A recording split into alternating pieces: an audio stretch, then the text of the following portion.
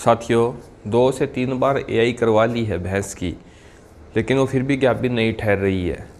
और 2 से 3 बार भैंसे से क्रॉस करवा लिया तो वो लेकिन फिर भी गाभिन नहीं ठहर रही है।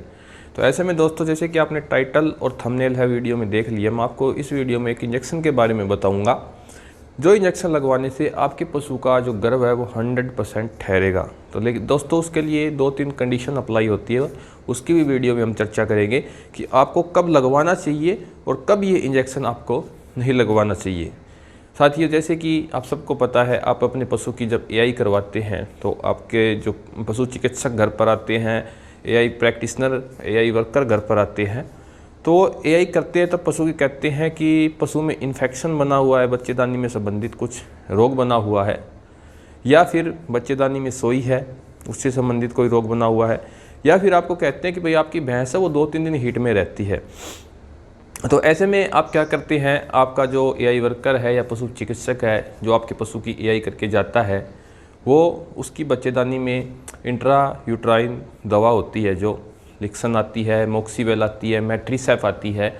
ये दवा भी 2-3 दिन छोड़ने के बाद जब आपका पशु नेक्स्ट हीट में आ रहा है तो आपका पशु है फिर भी गाभिन नहीं ठहर रहा, तो आप कहते हो भाई हम तो परेशान हो लिए, पशु गाभिन नहीं ठहर रहा है। तो डॉक्टर जो है आपको कहते हैं भाई अब हम क्या कर सकते हैं ऐसे में। और कुछ डॉक्टर के नॉलेज में होता है, वो ये इंजेक्शन पशुओं को देते हैं जिससे 100% पशु का गर्भ ठहर जाता है मेरे साथियों। लेकिन जिनकी जानकारी में नहीं है उन्हें आज मैं बता दूंगा। तो दोस्तों, जैसे कि आपने जिस भैंस की बच्चेदानी में स्वेलिंग आई हुई थी, या फिर जो भैंस है वो कोई मवाद डाल रही थी, गाढ़ा डिस्चार्ज डाल रही थी, या फिर एक्सेज अमाउंट ऑफ जो डिस्चार्ज यानी बहुत ज़्यादा मात्रा में डिस्चार्ज करती थी, तो ऐसे में आपने उसकी बच्चेदानी में जो दवा होती है इंट्रा यूट्राइन वो रखवा ली। 2 दिन छुटवाते हैं, कई 3 दिन भी छुटवा लेते हैं, उसके बाद भी गाभिन नहीं रुक रही है। तो ऐसे में किसान है बहुत परेशान हो जाता है मेरे साथियों, और वो पशु भी है बार बार में परेशान होता है। तो मैं आपको इस वीडियो में आज बताता हूँ कि ये इंजेक्शन आप जो पीछे स्क्रीन पर देख रहे हैं, गायनारिच इंजेक्शन, इसके फ़ायदे पशुओं में देने को आपको मैं आज बताऊँगा। तो जो गायनारिच इंजेक्शन है मेरे साथियों, इसमें जो साल्ट है वो रहता है बुसरलिन, जो GnRH एनालॉग होता है। तो इस इंजेक्शन का क्या काम होता है पशुओं में और कैसे देना है वो वीडियो में आपको बताऊँगा। कि आपको अक्सर आपके जो एआई वर्कर है या फिर डॉक्टर कहते हैं कि आपकी भैंस है वो लंबी हीट में रहती है मेरे साथियों, 2-3 दिन गर्मी में रहती है, 3-4 दिन गर्मी में रहती है। वो आप भी देख सकते हो, जब आपका पशु बैठता है एआई करवाने के अगले दिन भी पतला, बिल्कुल पतला डिस्चार्ज करता है। तो आप ये मत मान के चलिएगा कि वो कल आपने एआई करवाई थी आज भी पतला डिस्चार्ज कर रहा है तो वो कंसीव हो जाएगा मेरे साथियों। ऐसे में प्रॉब्लम आती है। अगर वो तीसरे दिन भी पतला डिस्चार्ज कर रहा है तो भी उसके कंसीव करने के चांस है वो बहुत ज़्यादा कम होते हैं मेरे दोस्तों। ऐसे में आपको थोड़ा ध्यान करना है। तो जैसे कि पशु हीट में आता है, तो हीट में आता है तो एक मैच्योर फॉलिक्यूल तैयार होता है ओवरी के ऊपर, जिससे ओवा रिलीज होता है। और जब हम इंसामिनेट करवाते हैं जानवर को तो हमें सिमन अंदर डिपॉजिट करते हैं, और उस सिमन की और जब ओवा की जो स्पर्म है और ओवा है उन दोनों की जब मेटिंग होती है तो वहाँ पर फर्टिलाइजेशन होता है मेरे साथियों, जिससे पशु गाभिन रुक जाता है। लेकिन कई बार क्या होता है कि जो डॉक्टर आपको कहते हैं कि आपका पशु लंबी हीट में रहता है और आपको भी पता है कि आपका पशु लंबी हीट में रह रहा है, तो मेरे साथियों वहाँ पर क्या बनता है, कई बार जो ओवुलेशन है वहाँ से नहीं होता। अगर आपने एआई करवा दी है उसके 72 घंटे बाद ओवुलेशन हो रहा है तो वो एआई आपकी बेकार में जाती है मेरे साथियों। तो ऐसे में जो गायनारिच इंजेक्शन होता है वो क्या करता है कि जो LH हार्मोन है उसे रिलीज करवाता है, जिससे क्या होगा कि जो ओवा है वो रिलीज होगा।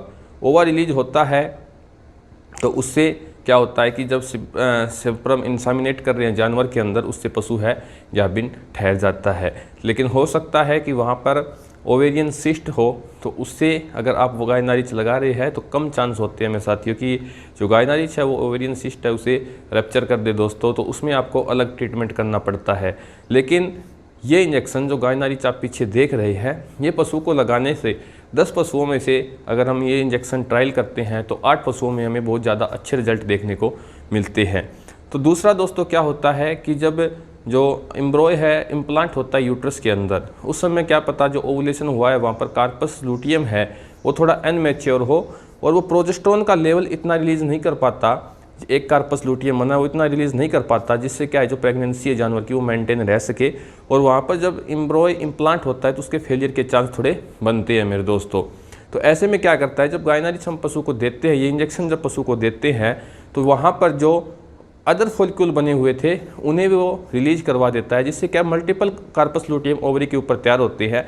और अगर 2 या 3 कार्पस लुटियम ओवरी के ऊपर बन रहे हैं मेरे दोस्तों, तो उससे क्या होगा कि प्रोजेस्टेरोन हार्मोन है वो ज़्यादा रिलीज होगा। अगर वहाँ पर जो फर्टिलाइजेशन हुआ है, जानवर कंसीव कर गया है, तो उसमें जो प्रोजेस्टेरोन से संबंधित उसमें कोई भी प्रॉब्लम नहीं आएगी। और उससे क्या होगा कि वो प्रेगनेंसी मेंटेन रहेगी और पशु है वो गाभिन ठहर जाता है मेरे दोस्तों। तो आप गायनारिच इंजेक्शन देख सकते हो। इस इंजेक्शन की कितनी डोज होती है मेरे दोस्त साथियों, जो बार बार रिपीट ब्रीडिंग की समस्या आती है जिस पशु में 2-3 बार एआई करवा ली, तो उसमें आपको 5 ml इंजेक्शन लगवाना है। या तो आप एआई के 5-6 घंटे पहले ये इंजेक्शन अपने पशु को लगवा सकते हैं, और चाहो तो एआई के साथ में भी 5 ml गायनारिच आप पशु को लगा सकते हैं। और ये इंजेक्शन जब आप लगवाते हैं तो पशु में आपको डबल एआई करनी पड़ती है मेरे साथियों। जैसे कि आज एआई एक कर दी और दूसरी एआई हम कल करवा देंगे अपने पशु की, ये इस इंजेक्शन का इस्तेमाल साथ में करेंगे। इससे आपके पशु का गर्भ है वो 100% रुक जाएगा। दोस्तों आज की इस वीडियो में कुछ इतनी जानकारी थी, मिलती है अगली वीडियो में। नमस्कार, धन्यवाद।